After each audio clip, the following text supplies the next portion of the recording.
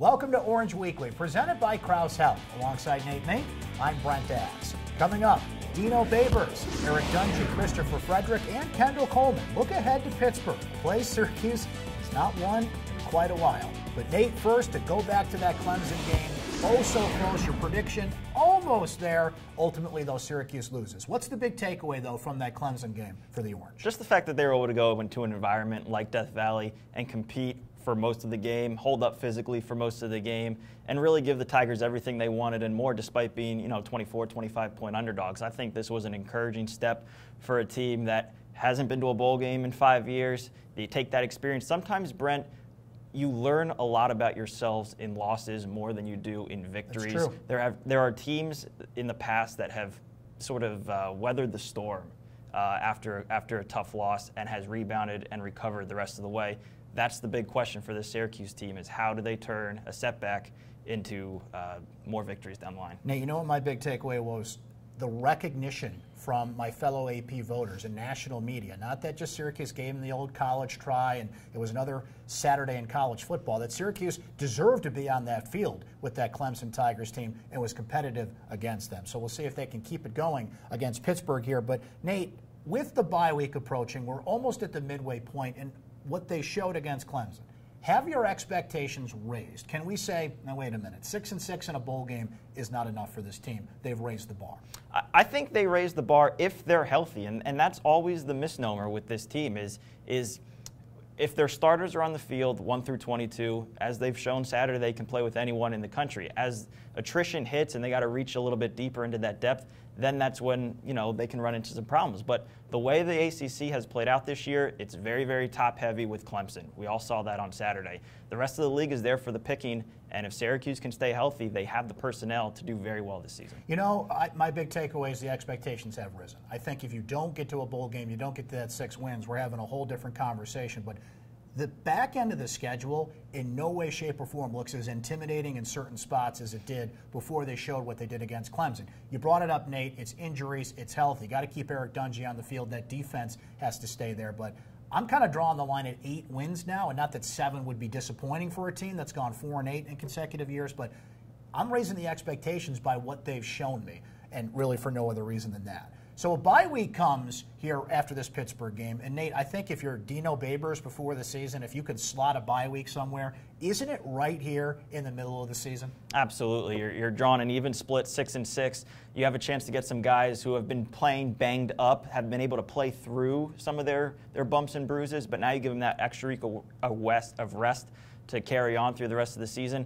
I think that's perfect timing for this team. And again, you come back and you get 2 home games on the other side of that bye week. That's a big deal for this team that has played well at home this year and under the Dino. Well, before the bye week hits, the Orange will take on Pittsburgh at Heinz Field. They have not won in the Steel City since 2001. Let's see what Dino Babers and the players have to say about this matchup. It's time for Syracuse Soundbites.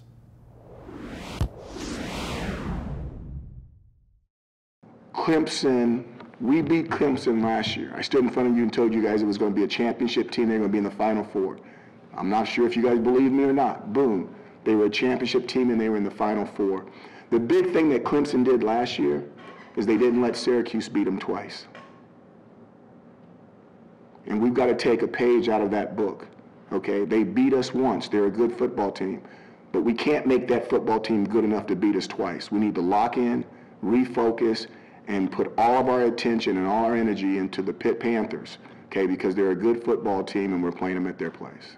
They got a lot of experience, and that defensive line, it's going to be another tough challenge for our line. I got confidence in our line, but you just look at some of their athletes, and they got some guys over there, and they got, like I said, a lot of experience with the linebackers, and they got some athletes in the back end.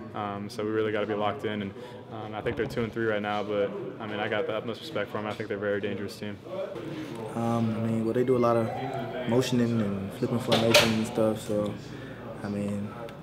if we can get lined up correctly, we'll be fine, but it seems like they're just trying to trick us.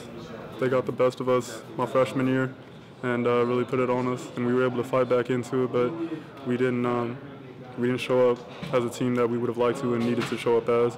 And then my sophomore year, we were able to come back and take one right here in the Dome. So going 1-on-1 with those guys I feel like that definitely does make it a rival. See who wins the third matchup.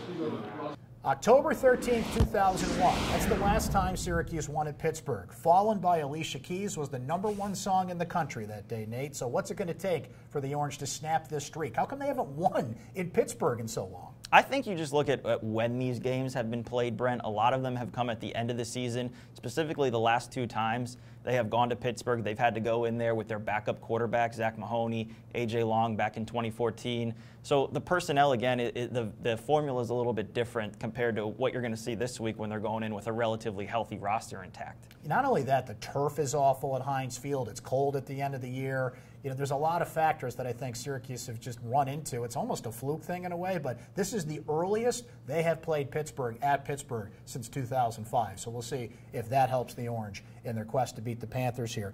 This Pittsburgh Panthers team in particular, Nate, what should Syracuse be concerned about in this matchup? A lot of formations, a lot of motion, shifting, similar to what we saw a couple years ago when Matt Canada was the offensive coordinator.